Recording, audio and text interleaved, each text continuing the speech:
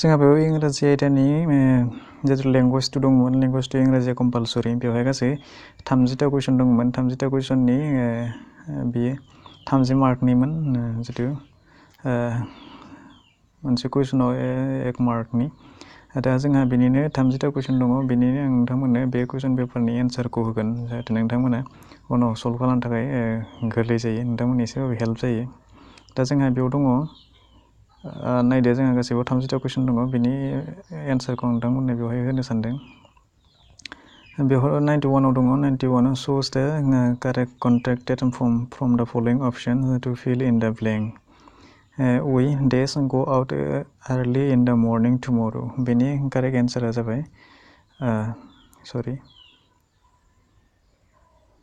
जोंहा 91 अर्थात नम्बर 1 नि क्वेश्चन एन्सारा जागोन नम्बर C आ जोंहा क्वेश्चन एन्सार जोंहा बेवहाय मोनब्रै अपसन दङ बिनि मोनसे एन्सारखौ दिहुननांगौ जाहाथे नोंथांमोना भिडिअखौ गुसुं खालामनो थाखाय नोंथांमोननि मददनि थाखाय कारेक्ट एन्सारखौल' लांगोन उनाव पस्ट खालामनानै लिरनानै लादों मोजां बेवहाय 92 आव दङ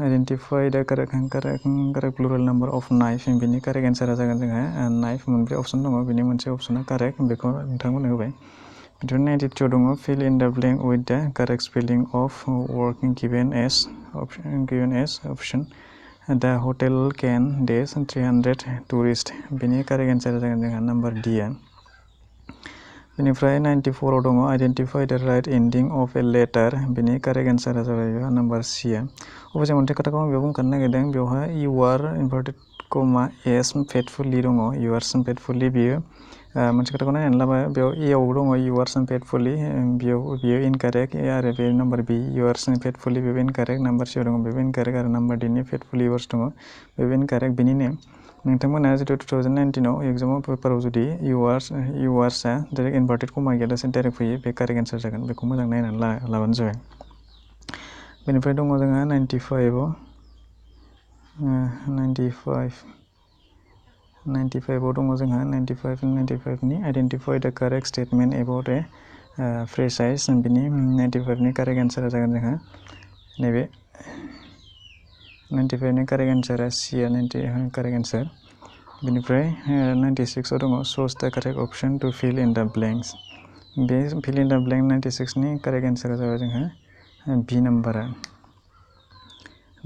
नम्बरा कारेक्ट एन्सार बेनिफ्राय जोंहा फैदो 97 आव 97 आव दङ जोंहा 97 आव दङ the purpose of a report is to 97 नि कारेक्ट एन्सारा जागोन जोंहा D आ कारेक्ट एन्सार 98 आव दङ identify which one is incorrect about poster rating बेवहाय 98 नि कारेक्ट एन्सारा जाबाय A आ कारेक्ट एन्सार बेनिफ्राय 99 आव दङ identify the odd word from the following बिनि कारेक्ट एन्सारा जाबाय जोंहा D नम्बरा बेनिफ्राय फैदो दानिया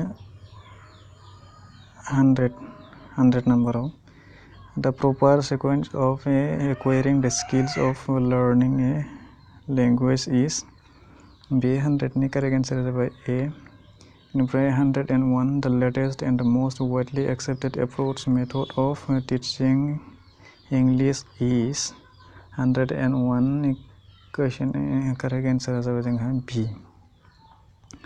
बेनिफ्राय 102 teaching a new word at primary level becomes more effective 102 नि कारेक्ट एन्सारा दङ जोंहा नम्बर A आ बेनि कारेक्ट एन्सार बेनिफ्राय फैयो जोंहा दानिया 103 आव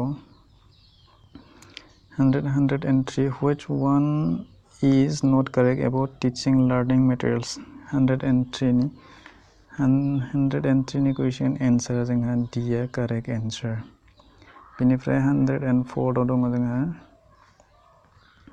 104 which one is not correct about lesson plan जोंहा बेवहाय 104 नि क्वेश्चन A आ बेवहाय कारेक्ट एन्सार बेनिफ्राय फैदो जोंहा दानिया 105 आव दङ जोंहा shows the correct statement about curriculum 105 आवहा जोंहा C C a correct answer. बेनिफ्राय 106 shows the correct option to complete the sentence. When I entered the room, she there's a book. दिनै 106 नि correct answer दङ जोंहा D आ correct answer. बेनिफ्राय 107 shows the correct passive voice from all the following sentence. बेवहाय 107 नि correct answer दङ जोंहा C आ correct answer. बेनिफ्राय 108 and दिनै 108 आव दङ shows the correct option of determiners. He was gone to study in this European university. बेनि correct answer जोंहा A. बेनिफ्राय 109 identify the auxiliary verb in the following sentence. I have been looking for a better job. 109 जोंहा बेनि correct answer जाबाय नैबे D आ बेनि correct answer. बेनिफ्राय 110 select the right adverb to complete the following sentence. Mohan did well in the maximum because he worked. बेनि correct answer जोंहा A आ correct answer. बेनिफ्राय 111 111 आव दङ जोंहा 111 shows the appropriate preposition to fill in the blank in the following sentence. The nurse rushed out to call dash the doctor. 111 question answer जोंहा B आ correct answer. बेनिफ्राय 112 which is the right indirect narration of the following sentence. The teacher asked me when did Alexander invade. बेवहाय 112 नि question answer आव दङ जोंहा D नैबे D आ correct answer. दानिया फैदो 113 आव identify the adjective clause. 113 नि correct answer आव दङ जोंहा C आ correct answer. बेनिफ्राय फैदो 114 identify the complex sentence. 114 नि correct answer आव दङ जोंहा B आ correct answer. बेनिफ्राय फैदो जोंहा 115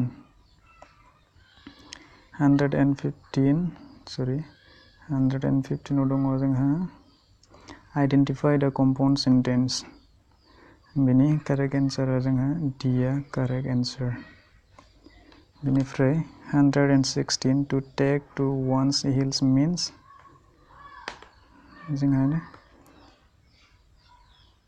B आ correct answer. बेनिफ्राय फैदो 117 shows the correct question to get the following answer. Everybody had heard of Gandhi. 117 correct question जाबाय जोंहा answer जाबाय जोंहा C. बेनिफ्राय 118 shows the correct take. He will come. बेखौ take खालामनांगौ जोंहा बेनि correct answer जाहैबाय B. बेनिफ्राय 119 shows the correct sentence. बेनि correct answer जाहैबाय जोंहा number B आ बेनि correct answer. बेनिफ्राय जोंहा last one दंबायो मोनसे 120 shows the correct option to fill in the blank in the following sentence. I want to get a dash camera than the one I have got. बे correct answer जोंहा नैबे B number बेनि correct answer. So अब्ला दिनैनि 30 कुइसननि गेजेराव इंराजिनि 30 कुइसन बेनोमोन जोंहा 30 mark थायो बेवहाय आसा खालामो नोंथांमोना बुजिबाय आरो आं भिडिअखौ गोलाव जाजानो गिनानै एसेबां बांद्राय मोजां खालामासै नोंथांमोनाबो मोजाङै नायदो आरो भिडिअखौ मोजां मोनोब्ला लाइक खालामदो बाखिखिनि साबजेक्टखौबो आं होलांबाय थागोन अब्ला लाइक खालामदो शेयार खालामदो साबस्क्राइब खालामदो बेनि थाखाय एसेनोसै